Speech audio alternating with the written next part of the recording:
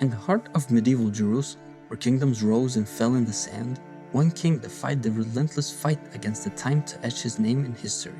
Baldwin IV, the Leper King, was a ruler whose story is of triumphs, tragedies, and a touch of defiance against destiny. Baldwin IV didn't just wear a crown, he battled a relentless enemy, leprosy. Yet this king didn't just endure, he thrived, outmaneuvering the famous Saladin as a teenager and mastering the art of warfare despite suffering against the unwinnable fight with his illness. From the strategic brilliance that stunned Saladin at Montcusard to the internal power struggles within his own family, Baldwin's life has no shortage of drama. His attempts to secure a stable future for Jerusalem amid familial turmoil and political chaos paint a picture of a leader who refused to let circumstances dictate his legacy. Baldwin was born in 1161, 60 years after the Latin states were created. His parents were Amalric and Agnes of Courtenay. Baldwin's godfather was his paternal uncle, King Baldwin III, who joked that his christening present was the Kingdom of Jerusalem. The king was young and recently married, making a nephew's accession seem unlikely. Yet Baldwin III died childless in 1163, and Amalric was his heir. But the kingdom's nobles were vehemently opposed to Amalric's wife, Agnes. The prospect of her increased influence likely threatened them. The High Court forced Amalric to agree to an annulment of his marriage to be accepted as king. Amalric succeeded in having his and Agnes's children, Sibylla and Baldwin, declared illegitimate despite the annulment. At age 6, Baldwin gained a stepmother, Maria Comnene, with whom he was not close. The queen was an ambitious woman who likely saw Baldwin as an obstacle to her children. The Kingdom of Jerusalem and other Crusader principalities, though surrounded by Arab Muslim states, were ruled by Franks, French-speaking Catholics who had arrived in the Levant from Western Europe and remained Western in culture. Amalric ensured that Baldwin, as their heir apparent to the kingdom, received a good education. The 9-year-old prince was sent to live with William of Tyre, a sophisticated and well-traveled cleric famed for his learning. Baldwin was educated into the art of war, history, and God.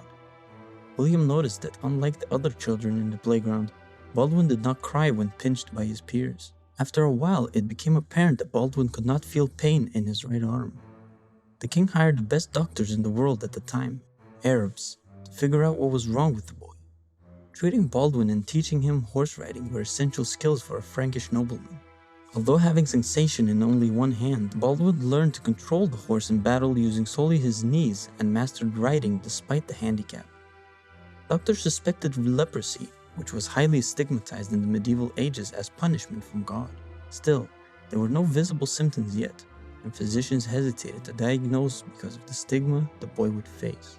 Had the diagnosis had been made as a child, Baldwin might have legally required to enter the Order of St. Lazarus, a military order composed of affected knights and sergeants. As an adolescent, Baldwin was intelligent, determined, and optimistic in the face of his illness. He took after his father in good looks, body shape, and manner of walking and expressing himself. Baldwin was a quick learner, but frequently stuttered. He enjoyed listening to the stories and history lessons. His tutor William remarked on Baldwin's excellent memory, stating that he forgot neither kindness nor slights done to him by others. When physicians informed him that Baldwin could develop leprosy, he did his best to keep it a secret. Leprosy was heavily stigmatized for most of history because people just didn't understand the exact causes. In June 1174, the king came down with dysentery while trying to subdue Egypt into paying tribute. He died in July, leaving an underage heir, as he had feared might happen, and the Muslim world was now seeing an opportunity to get back at the Kingdom of Jerusalem. Upon Amalric's death, the High Court convened to discuss the succession. Though he had not yet been diagnosed, the High Court must have been aware of the royal physician's suspicions that Baldwin had contracted leprosy. Yet, there was no viable alternative for a king's heir. Baldwin was the king's only son from his second marriage. Amalric had 2 daughters, of which only Isabella survived infancy. Female succession was expressly allowed, but Sibylla was an unmarried adolescent, and Isabella was only 2 years old. The male candidates, Amalric's cousins Prince Bohemond III of Antioch, Baldwin of Antioch, and Count Raymond III of Tripoli, were politically unsuitable. After 3 days of deliberations, Baldwin IV was chosen, with the expectation that a husband would be found for Sibylla to succeed him if he proved to be effective. The young king's coronation immediately occurred in the Church of the Holy Sepulchre. Medieval rulers were usually crowned on Sundays, but in Baldwin's case, the 15th of July in 1174 was chosen instead, because it was the 75th anniversary of the First Crusade's seizure of Jerusalem. Too young at age 13 to rule the kingdom, Baldwin needed a regent to rule in his name until he reached the age of majority, which was 15 in the Kingdom of Jerusalem. The government was initially assumed by the Seneschal Miles of Plancy. Shortly after that, Count Raymond III of Tripoli arrived in Jerusalem and succeeded in claiming regency as the king's closest relative. Miles was murdered while trying to extend his hold on the government, so the young and sickly king presided over burdensome high court meetings when the regent was away on military duties or in Tripoli. Baldwin's mother Agnes returned to court when Raymond became regent.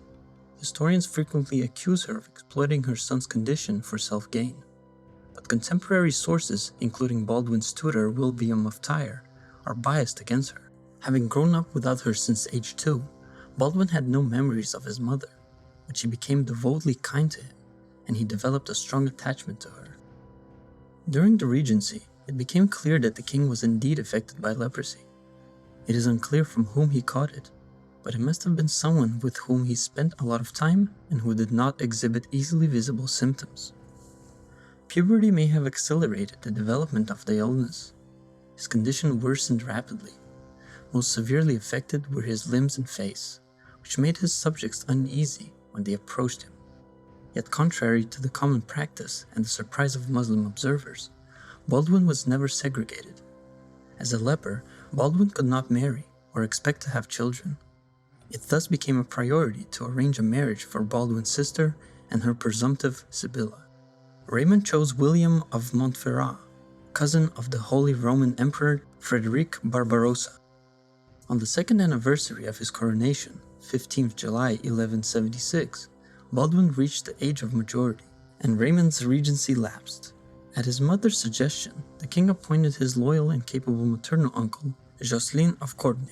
The change in government signaled a new Frankish approach to the Egyptian ruler, Saladin, who had been allowed by Raymond to encircle the Crusader states by conquering Muslim principalities in Syria. Baldwin did not ratify Raymond's peace treaty with Saladin, firmly agreeing with Jocelyn that the Sultan's power must be curbed. During this time, Saladin, the Sultan of Egypt, was busy uniting the Muslim world through invasion and diplomacy. He wanted to unite all Muslim lands, so he claimed himself the leader of a jihad, declaring a holy war to be fought to defend Islam and drive the Christians out of the Holy Land. As soon as he took over government, Baldwin began planning a full-scale attack on Egypt with his advisors. The king took advantage of Saladin's campaign in Aleppo to lead a raid around Damascus. This was his first experience of warfare. Despite using only one hand, he refused to delegate his military duties and took part in fighting. He and his advisors intervened in Saladin's war against the Order of Assassins on the 1st of August. Baldwin and Raymond led the armies of Jerusalem and Tripoli, respectively, in a raid up the Bekaa Valley, modern-day Lebanon, where they defeated the garrison of Damascus, forcing Saladin to abandon his campaign. William of Montferrat married Baldwin's sister Sibylla in November 1176, despite misgivings of the nobles who no longer trusted his cousin Emperor Frederick's ability to aid the kingdom. Baldwin offered to resign the throne to William, but he declined because he knew he lacked the support of the nobility. To carry out his attack on Egypt, Baldwin needed naval support. He thus sent Reynaud of Chatillon to lead an embassy to Emperor Manuel. Manuel agreed to take part in the invasion in return for establishing a Byzantine protectorate over the kingdom and restoring the Orthodox Patriarch Leontius II in Jerusalem. In April 1177, William of Montferrat fell sick with malaria in Ascalon. Baldwin visited him and became gravely ill too.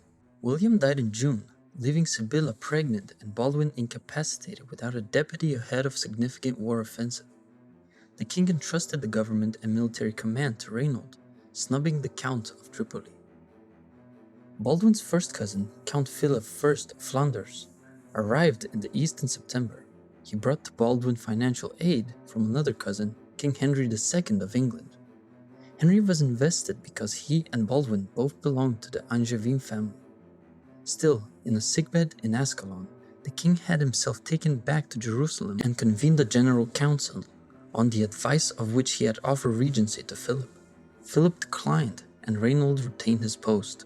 The Byzantines sent a war fleet in preparation for the invasion of Egypt. Still, to Baldwin's regret, they withdrew due to uncooperativeness of Philip of Flanders, Bohemond of Antioch, Raymond of Tripoli, and the Grand Master of the Knights Hospitaliers, Roger de Mouly. Saladin's power remained unchecked, and the Byzantine alliance collapsed.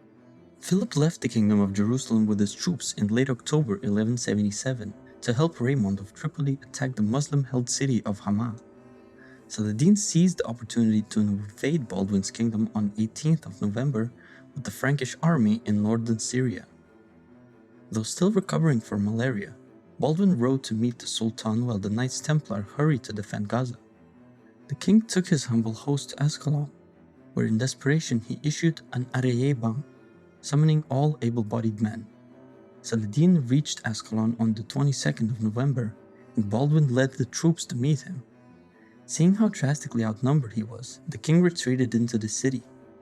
Saladin too saw the strength of his numbers and confidently proceeded towards Jerusalem.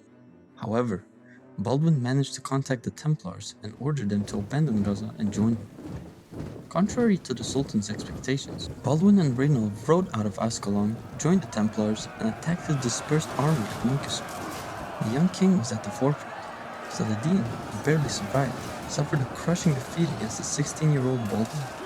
Baldwin decided to fortify the Damascene frontier without having enough men to launch an offensive on the retreating Muslims. The Templars convinced him to build a castle, La Chastellette, on the upper river Jordan. He was reluctant because the Franks had promised not to mark that part of the border. After protests from local Muslims, Saladin offered money to Baldwin in exchange for aborting the construction, but the king refused. In April 1179, Baldwin intended to round up the sheep passing from Damascus to Banyas. Saladin's nephew, Farrukh Shah, was sent to investigate the king's movement but suddenly ran into him, and a skirmish followed. The king was unhorsed and carried to safety on a knight's back because he could not remount alone. In late August, Baldwin summoned a host to Tiberias to respond to Saladin's siege of La Chastellet. Still, the castle fell before the Christian troops could arrive. In the winter of 1177-78, the king's widowed sister, Sibylla, gave birth to a son named after the king, Baldwin. In July 1178, Baldwin IV began associating Sibylla with him in some public acts, thereby acknowledging her as next in line to the throne. He began contemplating her marriage to Duke Hugh III of Burgundy. He wrote to the King of France, "To be deprived of the use of one's limbs is of little help to one carrying out the work of government. It is not fitting that a hand so weak as mine should hold power when fear of Arab aggression daily presses upon the holy city, and when my sickness increases the enemy's daring." During the Holy Week in 1180, the Prince of Antioch and the Count of Tripoli marched with their armies to Jerusalem. Most likely, they intended to force the king to have Sibylla marry Baldwin of Ibelin and then abdicate. The king had never approved of Baldwin's ambition to marry his sister, and though he did wish to relinquish the crown, he was not keen on having terms forced on him. Baldwin acted decisively before his kinsmen's armies reached Jerusalem. He arranged for Sibylla to marry a Poitevin knight, Guy of Lusignan. Raymond and Bohemond had no option but to accept the coup was foiled. Baldwin had hoped to abdicate but was prevented by a deep rift within his court. In light of these problems, Baldwin proposed a 2-year truce with Saladin, and he was glad to accept campaigning freely in northern Syria. Baldwin sent his uncle and chief minister, Jocelyn, to assure the Byzantine court that Jerusalem still needed their protection. During Jocelyn's absence, the entire burden of government fell on the shoulders of the king, whose health was deteriorating. He relied chiefly on his mother in this period. To secure Guy's position and prevent the emergence of an alternative claimant, Baldwin had his 8-year-old half-sister Isabella solemnly betrothed to the teenage Lord of Toron, Humphrey IV, in October 1180. Isabella was sent to live at Carrack Castle with the Lady of Odjordan, Humphrey's mother, as far as possible from her maternal kin and potential conspirators. By the terms of the marriage contract, Humphrey ceded Torun to Baldwin, who thus prevented the union of two great fiefs under one vassal and strengthened his position against the Count of Tripoli. Baldwin used the truce with Saladin to strengthen the position of his maternal kin. However, he remained unreconciled with Raymond, forbidding the Count to enter the kingdom in early 1182 due to suspicions of another conspiracy. Baldwin likely intended to charge Raymond with treason and deprive him of the Principality of Galilee and fief of Jerusalem held by Raymond. The law prevented the king from seizing the fief without the consent of the High Court, and the High Court urged the king to reconcile with Raymond. The king reluctantly heeded his vassals' advice. Baldwin's truce with Saladin was due to expire in May 1182, but was broken in mid-1181 by Reynold, who seized a merchant caravan from Egypt to Damascus. Reynold ignored the king's request to make restitution to Saladin, who was preparing to annex the Zengid-ruled Aleppo. The king, who consistently acted against Saladin's attempts to expand into northern Syria, decided to oppose him. The recent anti-Catholic coup in Constantinople gave Saladin confidence to attack the Kingdom of Jerusalem. In July, Baldwin marched with his host to relieve the Muslims' siege of Betsan, and his outnumbered army won the Battle of Le Fourbier. Historian Bernard Hamilton attributes the victory to the respect and loyalty commanded by Baldwin, who stayed on the battlefield despite his illness and intense heat. The defeated Sultan took his host to besiege Beirut, while another army from Egypt attacked the kingdom's south. Baldwin knew that he was being provoked into dividing his forces. Deciding that Beirut was of greater strategic importance, he ignored the sudden attack and moved with his troops to Tyre. From there, he procured assistance from the Italian maritime republics in lifting Saladin's naval blockage of Beirut. Saladin abandoned the siege but declined to make a truce. He proceeded north to fight the Zengids, thereby expanding his realm. At the same time, Baldwin led an attack on Saladin's Damascene territory, then on Bosra, before finally laying siege and capturing Cave de Suez. In the winter of 1182-83, Baldwin attacked Damascus again after agreeing on a strategy with his council. He threatened to destroy a mosque in Daraya, but local Christians convinced him not to for fear of losing their churches in retaliation. Baldwin could not walk unsupported or use his hands from 1183. Due to an inability to blink, his cornea dried, and he became blind. He nevertheless had to summon his troops in response to Saladin's march south following the Egyptian conquest of Aleppo in June. The king then developed a life-threatening fever. His mother and the new patriarch Heraclius attended him at nearby Nazareth. Having summoned the high court to his bedside, Baldwin entrusted the government to his brother-in-law Guy, who was next in line to succeed him. Guy's appointments to Regency was meant to be permanent. Baldwin retained only the royal title and authority over the city of Jerusalem. Still, he had Guy swear that while Baldwin lived, he would not make himself king or alienate parts of the royal domain. Fearing discontent among his barons, Baldwin had failed to give Guy any experience in military leadership before making him regent. Indeed, the great lords of the kingdom, the independent rulers of Antioch and Tripoli, and the grand masters of the military orders refused to cooperate with Guy. Baldwin recovered unexpectedly and returned to Jerusalem. Figuring that the coastal climate suited his health, Baldwin offered Jerusalem to Guy in exchange for Tyre. Guy swiftly refused, immensely insulting Baldwin.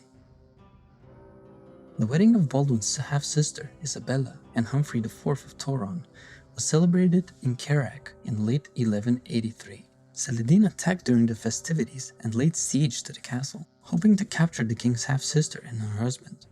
When news about the siege reached him, the retired king gathered a Jerusalem council to inform him about the kingdom's government. He immediately dismissed Guy from Regency and resumed power, as the defense of such a vital fortress and the king's half-sister within it could not be entrusted to the man who had proven unable to command the troops. Guy's removal from Regency was effectively disinheritance. At the council's insistence, deliberations about the succession followed. The proposal of the king's mother that Sibylla's 5-year-old son Baldwin be made co-king was accepted, and the boy was crowned on 20th of November.